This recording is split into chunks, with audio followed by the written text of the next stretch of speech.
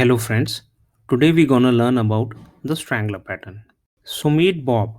Bob is a product architect at a e-commerce company. So right now at his company everything is going great. The company is making lot amount of money and everyone is very happy. So on one fine day Sasha comes to meet Bob. Now Sasha is the head of product for the company and she tells Bob that the company has decided to migrate the existing monolithic e commerce application to a set of microservices. Bob feels surprised by this decision. What's the need for this? He asks. And then Sasha starts listing him the benefits of moving from a monolithic application to microservices. For example, she says that it will help us upscale and downscale our services according to the traffic. So we'll be paying only for the resources that we are actually using. She also mentioned that it will help us achieve things like continuous integration and continuous delivery, and mentioned that we'll be making our system more resilient and making it handle the faults more gracefully. And then before leaving, she hands over Bob the task of creating a plan as to how we would be migrating our system to a set of microservices. Now Bob is taken aback with this. He's wondering what kind of strategy should I plan to achieve this migration.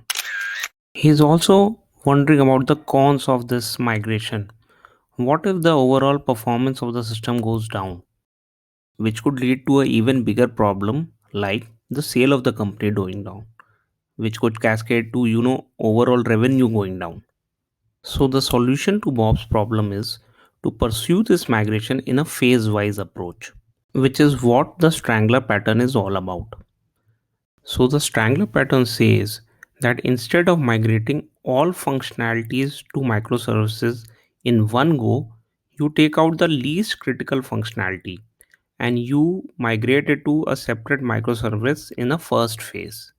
And this way, in an iterative approach, phase by phase, you keep on taking out functionalities depending upon the decreasing order of their criticality, and you continue to migrate them into microservices. Suppose, for example, in our e commerce product, we have the customer functionality, product functionality, order functionality, and payment functionality. So, this is the initial phase. Now, in phase one, when we start our migration, we only migrate the customer into a separate microservice. The remaining functionalities, for example, product, order, payment, remain part of the existing application as it is. So, the existing application, if it wants to communicate with the customer functionality, will have to make a REST call over a network to do so. So, after this migration, there might have been some defects. So, after fixing those defects and after letting the system run for a while, when we are confident that the system has significantly stabilized, then we move to phase 2. So, in phase 2, also, we do the same thing.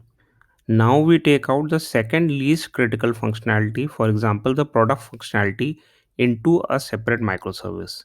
Now, there are only order and payment remaining in the existing application. Now, we again repeat the same thing.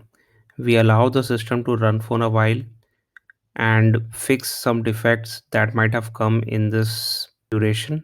And then we move to phase 3. Now, in phase 3, there were only two functionalities to be migrated to microservices, which were order and payment. So, we create two new microservices, and now the system has been completely migrated from a monolithic system to a microservices system. So the advantage of this pattern is, it is safe and easy to implement. And the disadvantage of this pattern is that it takes time to implement this. And it is, complex and to manage, test and debug while implementing. And the use case for this pattern is whenever we are thinking of monolithic to microservices migration and when we are thinking about moving a system to cloud. So friends, I hope you would have liked this video. If you like this video, don't forget to give it a thumbs up and also subscribe to our YouTube channel. And we thank you for watching this video.